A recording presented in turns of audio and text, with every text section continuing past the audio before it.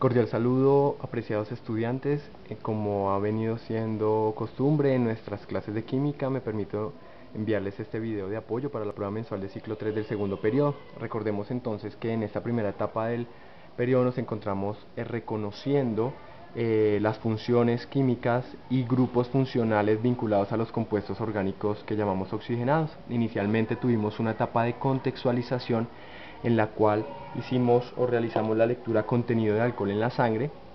Empecemos diciendo entonces que el método de identificación de alcohol en la sangre se caracteriza por estudiar el equilibrio que hay entre la cantidad de alcohol en el aliento respecto a la cantidad de alcohol en la sangre. Algunos preguntaban, pero ¿por qué si el alcohol va al sistema digestivo? Pero desde una mirada ingenua del sistema digestivo tendríamos que decir que solo se constituye de boca, la tráquea, el estómago, los intestinos, el duodeno.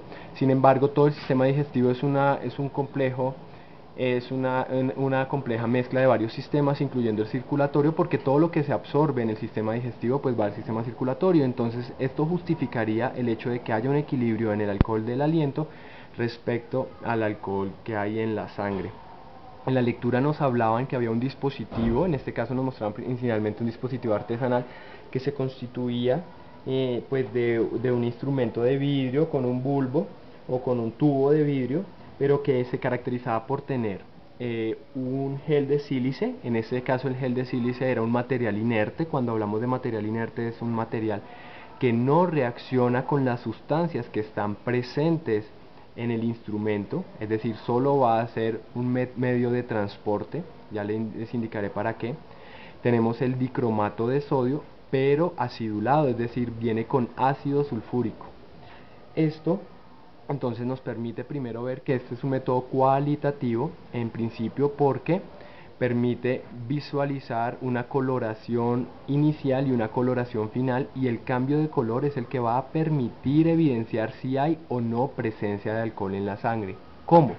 En este caso el alcohol que hay en el aliento y por tanto en la sangre es el etanol, es el alcohol normal de los licores que está reaccionando con el ion dicromato que está en el dicromato de sodio, acidulado por supuesto, por eso ponemos en la flecha H+, en este caso son los protones o iones que acidulan. En este caso el dicromato en ese estado de oxidación, el cromo está +6 y tiene un color naranja, rojo naranja, es decir que el medio inerte, es decir el gel de silicio va a tener una coloración inicial naranja, que al momento de interactuar el alcohol para oxidarse, en este caso, porque el agente oxidante es el dicromato, para oxidarse el alcohol, en este caso, pues va a llevar a que efectivamente se produzca una sustancia nueva. Ya vamos a ver a qué función corresponde ese paso de alcohol a una sustancia nueva con unas características nuevas, pero lo que cambia de color en este caso es el ion cromo, que pasó de +6 a +3.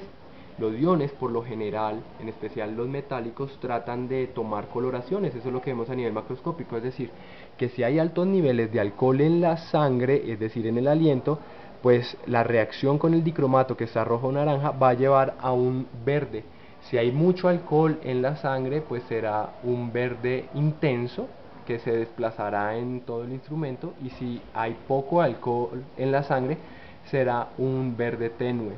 Este sistema pues es, como les digo, muy artesanal, pero el principio básico a nivel digital es el mismo. Lo único que sucede con el instrumento digital que utilizan las policías actualmente es que directamente cuantifica la cantidad de iones cromo +3 y lo arroja en un valor numérico. Entonces así sabemos el grado de alcohol en el que está la persona. Esa es la primera etapa, la etapa de contextualización.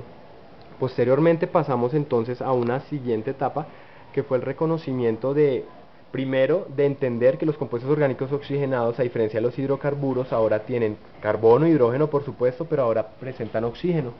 Recordemos que el carbono tiene 4 electrones de valencia, el hidrógeno tiene 1 electrón de valencia y el oxígeno tiene 6 electrones de valencia.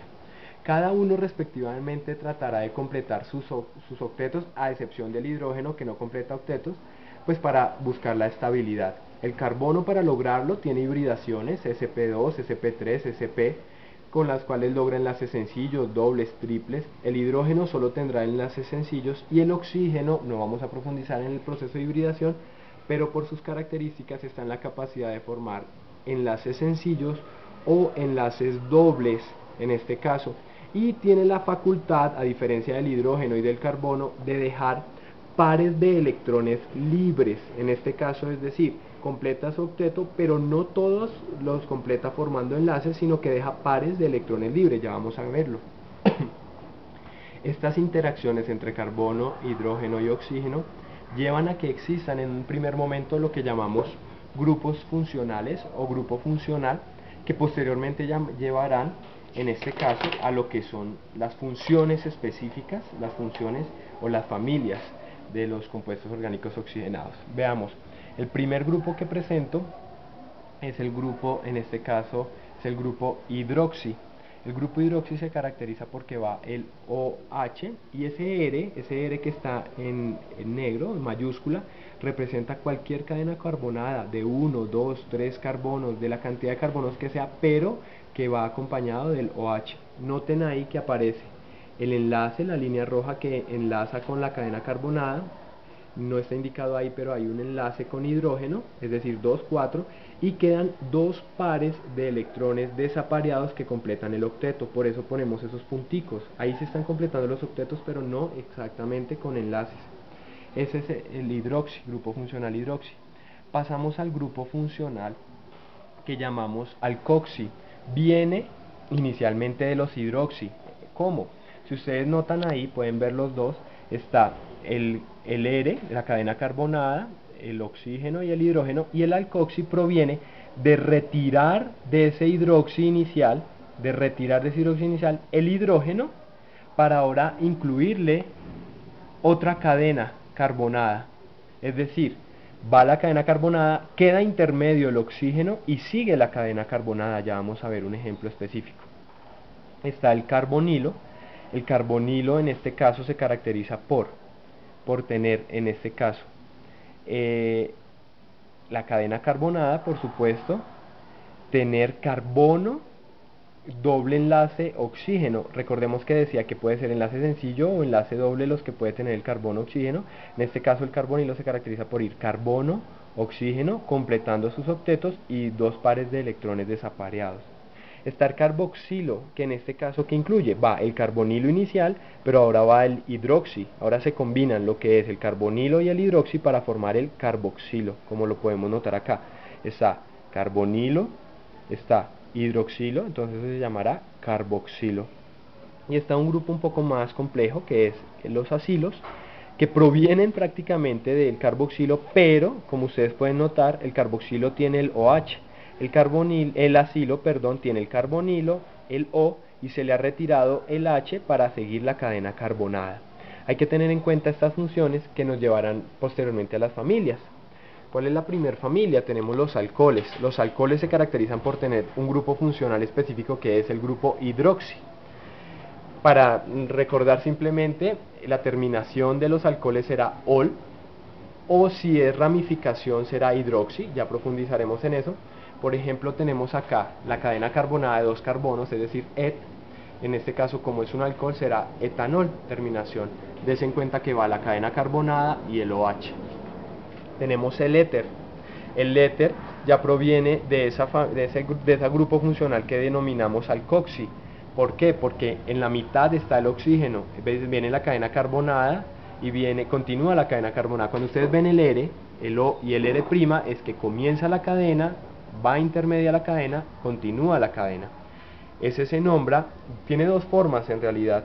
Puede ser oxi terminado en ano o il terminado en iléter. En este caso tenemos que el compuesto que nos muestran de ejemplo acá, mire, va CH3, va en medio del oxígeno, CH2, CH3, y en este caso puede llamarse metoxietano, es decir, como si el CH3O fuera una ramificación, terminación ano, o puede llamarse etil metil éter. Ya vamos a profundizar en la clase, profundizamos un poco más en eso, ustedes lo recordarán. El grupo aldehído. El grupo aldehído ya se caracteriza entonces por utilizar la función o el grupo funcional carbonilo. Pero los aldehídos, recuérdenlo muy bien, se caracterizan por tener ese grupo carbonilo en un extremo, es decir, en un carbono de tipo primario. Es decir, siempre que ustedes vean un aldehído, es porque el carbonilo está en extremo, cualquiera que sea el extremo, izquierdo, derecho, arriba, abajo, pero que sea extremo. Entonces llamaremos aldehído, está el carbonilo, la cadena carbonada, y terminará en al, y si es ramificación en oxo. Entonces acá tenemos, por ejemplo, CH3, CH2. Acá hay dos formas de representación.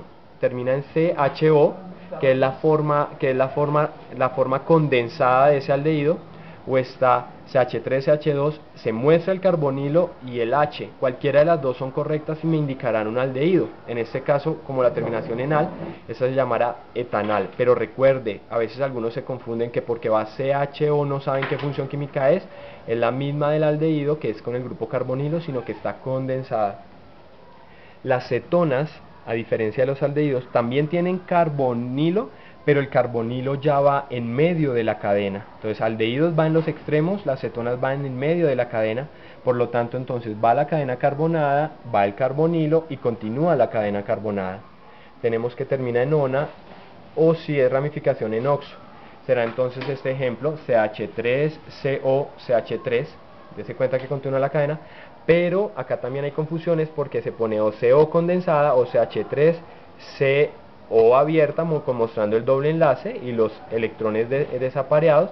CH3 continúa y la cadena. Tenemos el ácido carboxílico, que ya corresponde al grupo carboxilo, tiene el carbonilo y el hidroxi, por eso se llama carboxilo. Terminará en oico, y en este caso, o puede ser terminación carboxi. Y por ejemplo tenemos entonces, en este caso CH3COOH, esa es la forma condensada, COOH, o la forma abierta será CH3C, mostrando el carbonilo, el doble enlace con el oxígeno y los electrones desapareados, y el hidroxi mostrando el OH con los electrones desapareados. En este caso será el ácido metanoico. Terminación. Y hay un grupito adicional, que es el de los éster, que es un poco más complicadito. Aquí viene la cadena carbonada, viene el carbonilo, viene el oxígeno ligado a ese carbonilo y continúa la cadena. Será OATO. Entonces hay dos formas de representarlo: abierta, CH3, carbonilo, el O y el CH3, ¿sí? Entonces este será metanoato de metilo, porque hay metil y metil en cada lado. O también está la forma condensada, CH3C, los dos oxígenos, OOCH3. Recuerden las formas condensadas, que a veces al momento de reconocer funciones, grupos funcionales en las moléculas orgánicas se confunden porque no reconocen en las condensadas la función química. Bien, esto es en cuanto a esas representaciones.